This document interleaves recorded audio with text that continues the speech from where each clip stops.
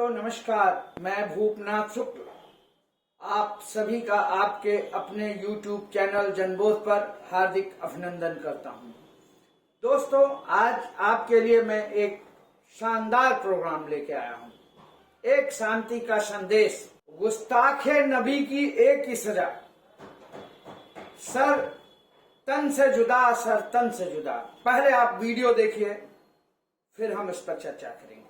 तो आपने देखा ये शांति संदेश की ये पंक्तियां, आपने देखा होगा ये जो नरसिंह आनंद ये जो शख्स है, ये कुत्ता जो है ये इसने नबी की गुस्ताखी करी है। इसने ये जयपुर का जो घाट गेट दरवाज़ा है, यहाँ पर हम जो आए ये बैनर लगाने, तो ऐसे जो भी हरकत करेगा वो ये सजा होगी, उसकी यही सजा होगी। उसके लिए हम उसकी ये सजा रहेगी कि सर तन से जुदा कर देंगे, चाहे वो कोई सा भी मजहब का, चाहे कोई भी हो। अगर सरकार की गुस्ताखी करेगा उसका यही हश्र होगा। तो एक ना इधर आओ, इधर सब गुस्ताख नबी की एक ही सजा, सर तन से जुदा, सर तन से जुदा, कोई भी हो चाहे।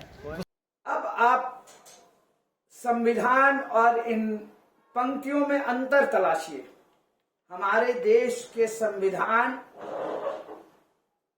में और इन पंक्तियों में क्या अंतर है, आपको अब शायद महसूस होगा, क्योंकि ये पंक्तियां कहने वाले एक ऐसे समाज के सहयोगी हैं, ऐसी समाजवादी पार्टी के सहयोगी हैं जो समाजवाद के नाम पर परिवारवाद का काम कर रही है। उस समाजवादी पार्टी के एक बड़े नेता का आपको और वीडियो दिखाता हूं, आपको इसकी तस्वीर साफ हो जाएगी, फिर मैं चर्चा करूंगा। गांधी का नाम लेते हैं, पर नीतियों की जब चर्चा करते हैं तो नेहरू और गांधी की नीतियों के अगेंस्ट ही बात करते हैं। मैं एक बात कहना चाहूंगा कि आज अगर इस्लाम को मानने वालों को ये बताना चाहूंगा कि उनके हिसाब से मनुष्य की शरीर खत्म होता है, उसकी आत्मा कयामत के दिन तक और उसके बाद भी अनंत काल तक कायम रहती है। यानी कि नेहरू और गांधी जी की आत्मा कहीं तो होगी, उनका बॉडी तो है नहीं कि किसी पर्टिकुलर जगह होगी, क्योंकि हिंदू रीति रिवाज से उनका दाह संस्कार किया गया है। यानी उनकी आत्मा जहां पे भी होगी, निश्चित रूप से आज पूरे देश भर में जिस तरीके का ये कोहराम हुआ है, उनको बहुत दर्द हुआ होगा, बहुत तकलीफ हुई होगी, इस बात पे कोई संदेह नहीं। अब आप देखिए इस समाजवादी पार्टी के नेता के दिल का दर्द किस तरह से एक वर्ग विशेष के विशेषाधिकार प्राप्त लोगों के बीच में जा रहा है, क्या संदेश देना चाहता है। इन लोगों की ये हिम्मत इन्हीं नेताओं की और इन्हीं के सहयोग से बढ़ती है। हालांकि ये कोई नई बात नहीं है, ये पिछले 14 सालों से ऐसे बोलते आ रहे हैं।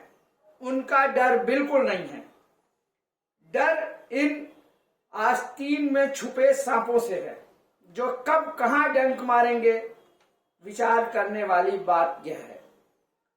दोस्तों, आपको याद होगा सन 2005-06 का वो समय जब एक इसी तरह का जिहादी हमारे भगवान, हमारी माता सीता लक्ष्मी की नंगी तस्वीर बनाता है और इसी समाज के, इसी सेकुलर